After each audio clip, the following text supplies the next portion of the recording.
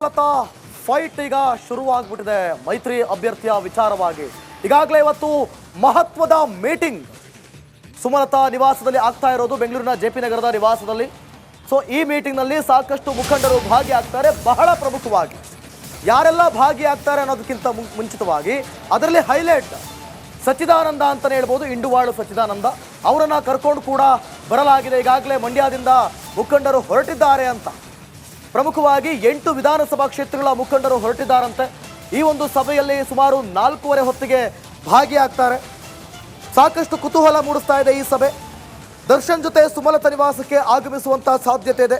ದರ್ಶನ್ ಸಮ್ಮುಖದಲ್ಲಿ ಮುನಿಸು ಮರೆತು ಒಂದಾಗ್ತಾರ ಇಂಡುವಾಳು ಸಚ್ಚಿದಾನಂದ ಮತ್ತೆ ಸುಮಲತಾ ಅಂತ. ಸದ್ಯ ಸುಮಲತರೊಂದಿಗೆ ಸಚ್ಚಿದಾನಂದ ಅಂತರವನ್ನು ಕಾಯ್ದುಕೊಂಡಿದ್ದಾರೆ. ಇಬ್ಬರ ಮುನಿಸಿಗೆ ಇತಿಶ್ರೀ ಹಾಡ್ತಾರ ದರ್ಶನ್ ಅನ್ನುವಂಥ ಪ್ರಶ್ನೆ ಈಗ. ಟಿಕೆಟ್ಗಾಗಿ ಸುಮಲತಾ ಫೈಟ್ ಕೆಲವೇ ಹೊತ್ತಲ್ಲಿ ಮೀಟಿಂಗ್ ನಡೆಯುತ್ತೆ. 4:15ಗೆ ಮೀಟಿಂಗ್ ಆರಂಭ ಆಗುತ್ತೆ.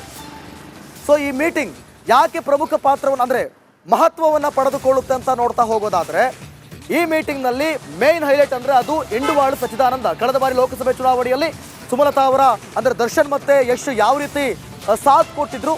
ಸೊ ಪ್ರತಿಯೊಂದು ಚಾಣಕ್ಷತನವನ್ನು ಮೆರಿತಾ ಇದ್ದಿದ್ದು ಈ ಇಂಡುವಾಳು ಸಚ್ಚಿದಾನಂದ.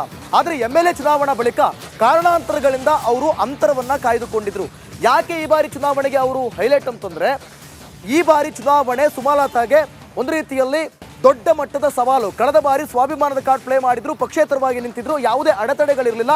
ಅಂದರೆ ಅನುಕಂಪ ಮತ್ತು ಸ್ವಾಭಿಮಾನದ ಕಾರ್ಡ್ ಪ್ಲೇ ಮಾಡಿ ಗೆಲುವನ್ನು ಸಾಧಿಸಿದ್ರು. ಆದರೆ ಈ ಬಾರಿ ಏನಾದರೂ ಅವರು BJPಯಿಂದ ನಿಂತರೆ ಏನಾಗುತ್ತೆ, ಪಕ್ಷೇತರವಾಗಿ ನಿಂತರೆ ಏನಾಗುತ್ತೆ ಅಂತ ನಾನು ಅಂದರೆ ಅದರದೇ ಕುರಿತಾಗಿ ಇವತ್ತು ಮಹತ್ವದ ಮೀಟಿಂಗ್ ಮಾಡ್ತಾ ಇರೋದು. ಮೀಟಿಂಗ್ನಲ್ಲಿ ಚರ್ಚೆ ಆಗೋದೇ ಇದೆ. ಬಹಳ ಪ್ರಮುಖವಾಗಿ ಈಗ ನಾನು ಆನಂದ್ ಅವ್ರನ್ನ ಮಾತನಾಡಿಸ್ತಾ ಹೋಗ್ತೀನಿ. ಮಂಡ್ಯದಿಂದ ಲೈವ್ನಲ್ಲಿ ಜಾಯ್ನ್ ಆಗ್ತಿದ್ದಾರೆ. ಆನಂದ್, ಇಂಡುವಾಳು ಸಚ್ಚಿದಾನಂದ ಅವ್ರನ್ನ ಒಂದು ಮಾಡಿಸುವಂಥ ಪ್ರಯತ್ನ ಯಾಕೆ ಅವರು ಈ ಸಭೆಯಲ್ಲಿ ಬಹಳ ಪ್ರಮುಖ ಪಾತ್ರ ವಹಿಸ್ತಾರೆ, ಮತ್ತೆ ಸುಮಲತೆಗಿರುವಂಥ ಸವಾಲುಗಳೇನು ಅಂತ ಹೇಳಿ ಈ ಒಂದು ಚುನಾವಣೆಯಲ್ಲಿ?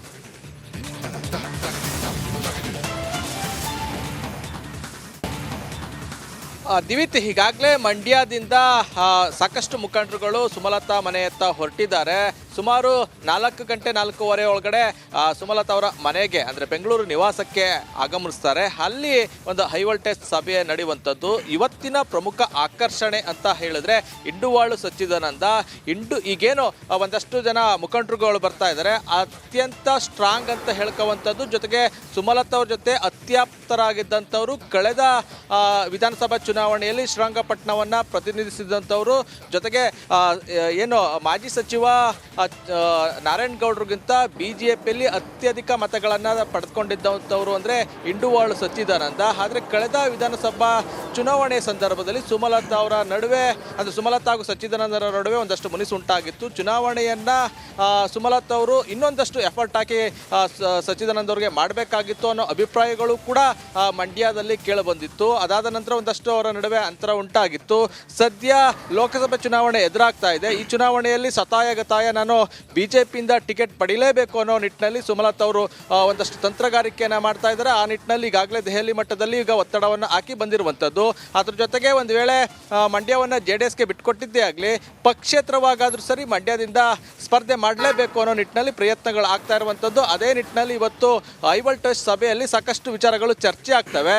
ಸುಮಲತಾ ಅವರೇನಾದರೂ ಕೂಡ ಸಚ್ಚಿದಾನಂದನ ಹೊರತುಪಡಿಸಿ ಚುನಾವಣೆಗೆ ಹೋದರೆ ಆಗ ಚುನಾವಣೆ ಒಂದಷ್ಟು ತಂತ್ರಗಾರಿಕೆ ವಿಚಾರದಲ್ಲಿ ಫೇಲ್ಯೂರ್ ಆಗುವಂಥ ಸಾಧ್ಯತೆಗಳಿರ್ತದೆ. ಯಾಕೆಂದರೆ ಕಳೆದ ಲೋಕಸಭಾ ಚುನಾವಣೆಯನ್ನು ನೋಡೋದಾದ್ರೆ ಸುಮಲತಾ ಅವ್ರನ್ನ ಕರ್ಕೊಂಡು ಬರೋ ದಿನದಿಂದ ಹಿಡಿದು ಅವರು ಗೆಲ್ಲಿನವರೆಗೂ ಕೂಡ ಸಚ್ಚಿದಾನಂದ ಅವರು ಅವರ ಬೆನ್ನಿಗೆ ನಿಂತಿದ್ರು, ಹೆಗಲಿಗೆ ಹೆಗಲು ಕೊಟ್ಟು ಚುನಾವಣೆ ಮಾಡಿದ್ರು. ಈ ಬಾರಿಯೂ ಕೂಡ ಅದೇ ನಿಟ್ಟಿನಲ್ಲಿ ನಿರೀಕ್ಷೆಗಳಿದೆ. ಹಾಗಾಗಿ ದರ್ಶನ್ ಅವರ ಜೊತೆಯಲ್ಲೇ ಇಂಡುವಾಳು ಸಚ್ಚಿದಾನಂದ ಅವರು ಸಂಜೆ 4 ಗಂಟೆಗೆ ಸುಮಲತಾ ಅವರ ನಿವಾಸಕ್ಕೆ ಬರುವಂಥ ಸಾಧ್ಯತೆ ಇರುವಂಥದ್ದು. ಈಗಾಗಲೇ ಒಂದು ಸುತ್ತಿನ ಮಾತುಕತೆಯನ್ನು ದರ್ಶನ್ ಅವರು ಮಾಡಿದ್ದಾರೆ.